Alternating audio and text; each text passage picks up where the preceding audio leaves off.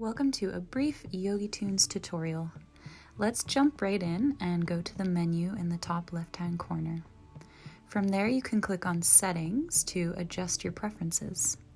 Here you can turn on dark mode if that feels good to your eyes. You can manage your subscription. You can adjust the stream quality and send us a message. To go back to the main screen, let's hit the back arrow. One of the coolest features on the app is the yoga playlist filter option. So this is found in the yoga playlist section, and if you select view all, you'll see a little filter in the top right hand corner. Here you can find the perfect yoga playlist based on the duration of your practice or the type of yoga that you are practicing. Let's head back to the home screen again and hit the back arrow. Back at the home screen, you can browse all of the other music selection.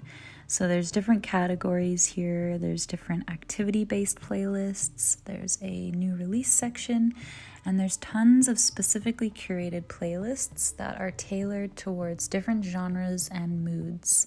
So you can definitely find or create the soundtrack for your day. At the bottom of the screen, you'll see the Home, the Search, and the Library button. Let's click on the Library. In your library, you'll find all of the music that you've saved, as well as all of the playlists that you've downloaded and created. To create your own playlist, find some of your favorite tracks, and to the right of each song, you'll see 3 vertical dots. That's where you'll find the Add to Playlist button, and you can create your own.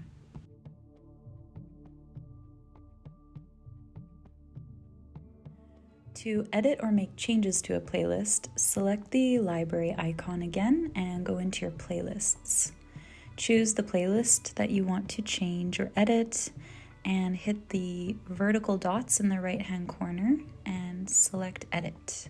Here you can rename your playlist, and to the left of the track there's a little icon where you can remove a song, and to the right of the track are little horizontal lines to move tracks around into a different order. Next up is downloading. So downloading for offline listening is for mobile devices only, and you'll see a little downward arrow next to different playlists, albums, and tracks. So by selecting the little downward arrow, it will start downloading to your offline section, which is found in your library. In the download section, everything is sorted by songs, albums, artists, and playlists. And that's it for this mini tutorial. Hopefully it helped you get a little bit more acquainted with the app.